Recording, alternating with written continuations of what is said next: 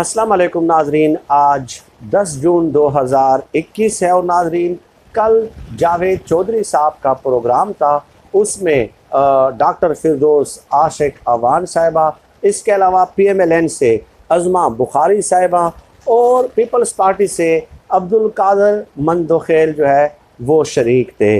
नाजरीन हमारे talk shows में वही रिवायती डिबेट की जाती है और आज से नहीं, जब से टॉक शोज़ का आगाज़ हुआ है पाकिस्तान में तकरीबन 20 साल से भी ज़ायद का अरसा गुज़र चुका है, तो उसी रिवायती डिबेट का बार बार रोज़ाना की बुनियाद पे इआदा किया जाता है।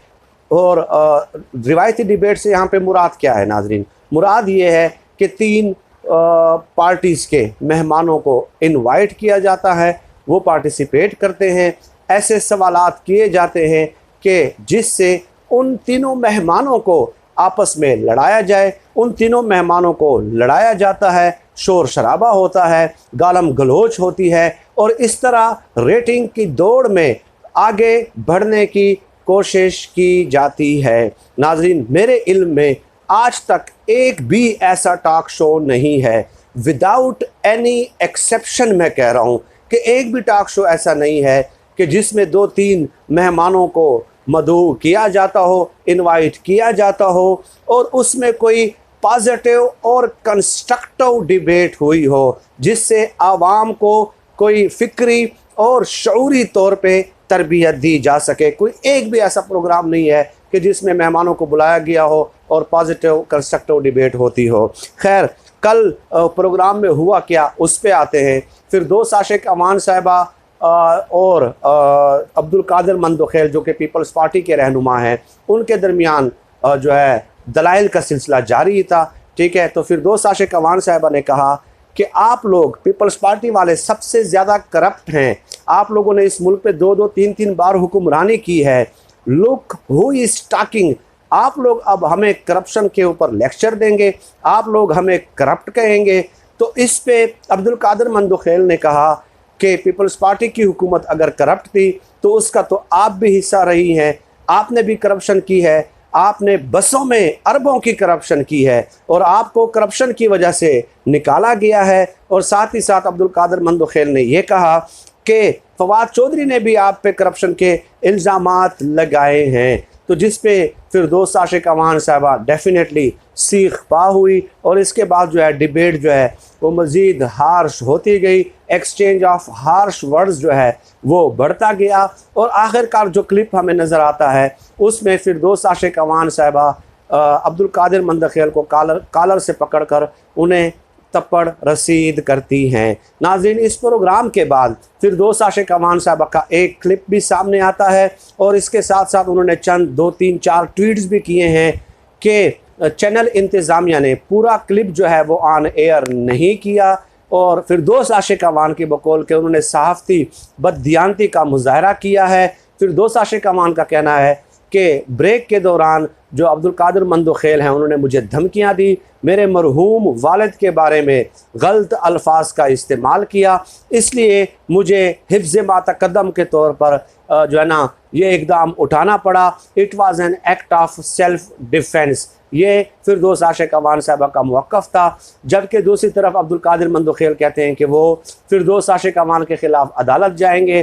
फिरदौस, आशिक, अवान ने भी कहा कि मैं भी उनके ख़िलाफ़ जो है ना हत्या की इज़्ज़त का दावा करूँगी, मैं भी अदालत के आस्ताने पे हाज़िरी दूँगी। लेकिन नाजरीन इसमें जो एंकर का किरदार था वो बहुत ज़्यादा काबिल अफसोस है। सीनियर एंकर का टैग लगवाने का इनको शौक़ है और वो किस तरह जानबूझकर, कसदन, अमदन, इरादतन, इंटेंशनली वो ऐसे सवाल पुट करते हैं और उन्होंने डिबेट को आगे बढ़ने दिया, मुदाखलत नहीं की। उनको लग रहा था कि चूँकि ये दोनों मेहमान स्टूडियो में बैठे हैं, हार्श एक्सचेंज ऑफ वर्ड्स हो रहा है तो कोई भी ऐसी खबर निकल सकती है, लिहाजा उसने उनको रोकने टोकने की ज़हमत नहीं की। और जब वो लड़ रहे थे तो बिल्कुल हाथ में हाथ बांध के आराम से उन्हें आप जाके भाई आप छुड़ा तो सकते हैं ना, आप मर्द को तो हाथ से पकड़ कर पीछे ले जा सकते हैं ना कि सर बस कर दें, ठीक है। चलो फिरदौस आशिक अवान साहबा खातून थी, आप उनको हाथ से नहीं पकड़ सकते। अब्दुलकादिर मंदोखेल को तो आप कह सकते थे कि सर बस कर दें, जाने दें, लेकिन नहीं, वो दूर से खड़े होके अपनी सीट पे खड़े होके वो देखते रहे, अपनी सीट के पास खड़े होके।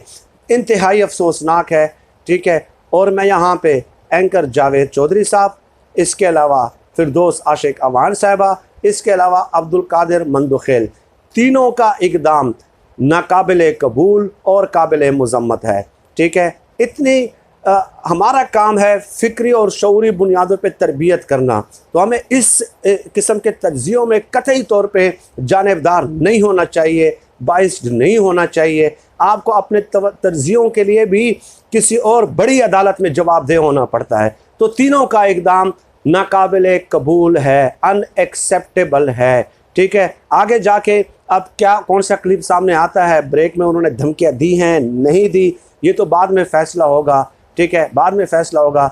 लेकिन वायोलेंस की, थप्पड़ उठाने की आपको कतई तौर पे किसी ने ये राइट नहीं दिया, चाहे आप मिनिस्टर हैं, चाहे आप कुछ हैं, ठीक है। आप कानून को अपने हाथ में नहीं ले सकती। अप्रोप्रिएट फोरम मौजूद हैं, तो इस किस्म के इक़दामात की अगर जो कोई हिमायत करता है तो मेरे ख़्याल में वो रियासत के अफ़आल और रियासत का रोल, ठीक है, और रियासती इदारों का जो ज़माम में कार होता है, जो किरदार होता है, उसको पढ़ने की असर नो ज़रूरत है। अब नाज़रीन इस पे तज्ज़िया और तबसरा करते हैं। तज्ज़िया और तबसरा क्या है इस पे कि क़याम पाकिस्तान से लेके आज तक हमारे सियासी जमातों ने विदाउट एनी एक्सेप्शन, तमाम सियासी जमातों ने और टीवी चैनल्स ने, एंकर्स ने और सियासी जमातों के रहनुमाओं और लीडरान ने और उनके दीगर रहनुमाओं ने एक ख़ास किस्म की जज्बाती ज़बान जो है वो हमने तश्कील की है। और इस जज्बाती ज़बान का जो इस्तेमाल है वो आपको टॉक शोज़ में भी नज़र आता है, गालम गलोच नज़र आती है,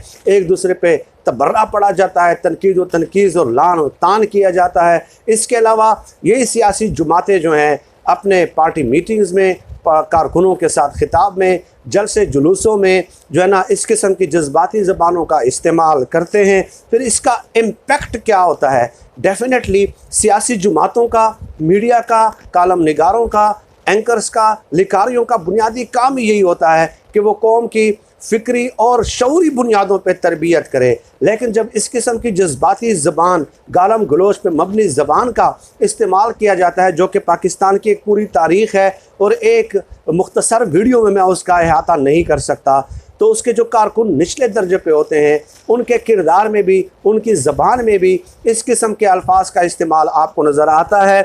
उनके अमल में आपको ये रिफ्लेक्शन नज़र आती है। सियासी जमातों के जो फॉलोअर्स होते हैं, जो वोटर्स होते हैं, जो सपोर्टर्स होते हैं, जो हिमायती होते हैं, यही वजह है कि आप देखते हैं कि मुख्तलिफ़ पार्टी के कारकुनों के दरमियान भी गालम गलोच का तबादला होता है और लड़ाई झगड़े के वाक़यात जो है वो हमें देखने में नज़र आते हैं मुख्तलिफ़ मौक़े पे। तो बहरहाल नाकाबिल मज़म्मत है तीनों का किरदार, और इस हवाले से जो है अगर तहकीकात मुनासिब अप्रोप्रिएट लीगल फोरम पे हो जाए तीनों के ख़िलाफ़, तो ये ज़्यादा एक मुस्बत इक़दाम होगा। और किसी को भी तप्पड़ रसीद करने के या गालम गलोच किसी भी जमात की तरफ से हो, ठीक है, चाहे अब्दुलकादिर मंदोखेल है, चाहे कोई भी हो, उसकी हिमायत कतई तौर पे किसी सूरत नहीं की जा सकती। आज की इस वीडियो में इतना ही। आखिर में वही एक गुजारिश करनी थी कि Islam, world history and social issues के हवाले से मैंने एक नए यूट्यूब चैनल का आगाज़ किया है। इस्लाहाती मौज़ूआत उस हवाले से उस चैनल पे ज़ेर बहस लाए जाते हैं, तो आपसे रिक्वेस्ट है कि उस चैनल को सब्सक्राइब कर लीजिएगा। आज की इस वीडियो के डिस्क्रिप्शन में मैं उसका लिंक भी दे दूँगा, आप वहाँ से भी सब्सक्राइब कर सकते हैं। फ़िलहाल इतना ही। अल्लाह हाफ़िज़।